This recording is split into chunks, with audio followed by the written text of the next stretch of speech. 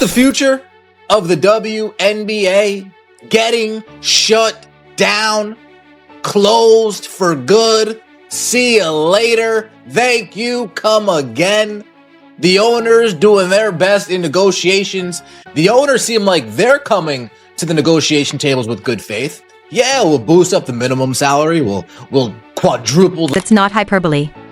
That's a legitimate question being asked by NBA executives right now. The WNBA is facing its most critical negotiation in league history, and the players just authorized a strike vote.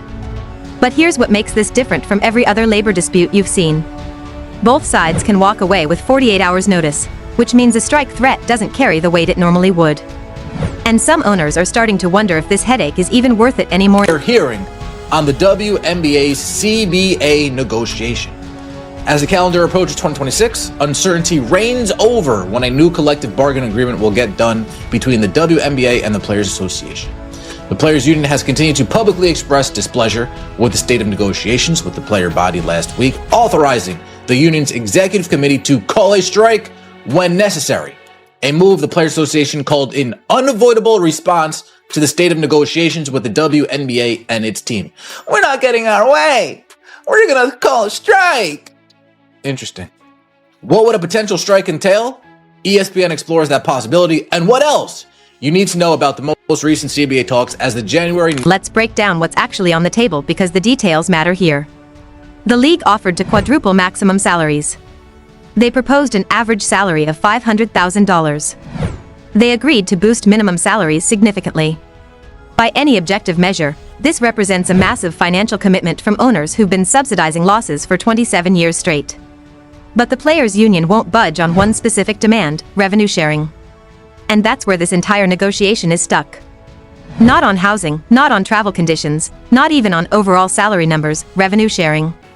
The players want a percentage of league revenue just like NBA players get. Sounds reasonable on the surface until you remember one critical fact.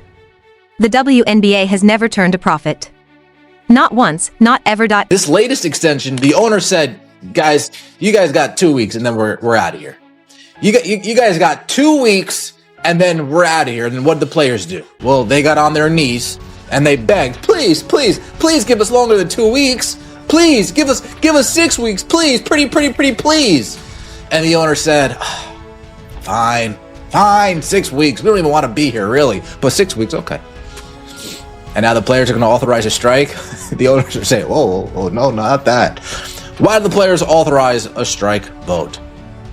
In an interview with ESPN last Friday, Nneka Ogwumike, president of the Players Association, player in Project B, described the vote as a symbol of our unity and the confidence we have in each other to be able to give ourselves some level of authority. Here's the timeline that should concern everyone.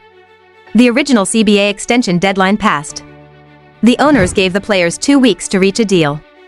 The players begged for more time, asking for 6 weeks instead. The owners reluctantly agreed, making it clear this was the final extension.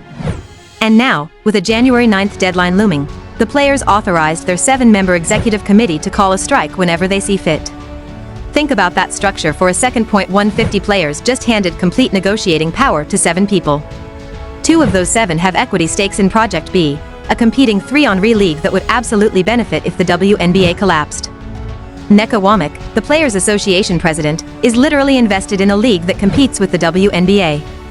That's not speculation. That's documented fact. So, when she talks about having leverage in these negotiations, you have to ask leverage to do what exactly? Interview. For :23/5:22 former Marlins executive who helped negotiate that team stadium deal laid out the reality on the Dan Labbard show. And he's right about the timing. Every single WNBA player becomes a free agent if the CBA expires. There's no existing contract structure, no reserve clause, nothing binding anyone to the league. If you're a well-funded startup with deep pockets, this is your moment. You could theoretically launch a competing league, offer players guaranteed contracts, and poach the entire WNBA roster before the ink dries on the failed negotiation. Project B already exists. They've already got players signed to equity deals. They've already demonstrated they can run a professional operation. The infrastructure is there. And unlike the WNBA, they don't have 27 years of losses weighing down every financial projection. They can start fresh with realistic revenue expectations and cost structures that actually make sense. Interview 6:19/7:18 Former Marlins executive who helped negotiate that team stadium deal laid out the reality on the Dan Labbard Show. And he's right about the timing. Every single WNBA player becomes a free agent if the CBA expires. There's no existing contract structure, no reserve clause, nothing binding anyone to the league. If you're a well-funded startup with deep pockets, this is your moment. You could theoretically launch a competing league, offer players guaranteed contracts, and poach the entire WNBA roster before the ink dries on the failed negotiation. Project B already exists.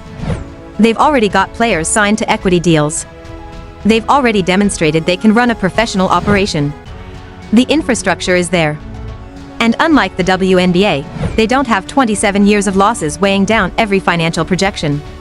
They can start fresh with realistic revenue expectations and cost structures that actually make sense.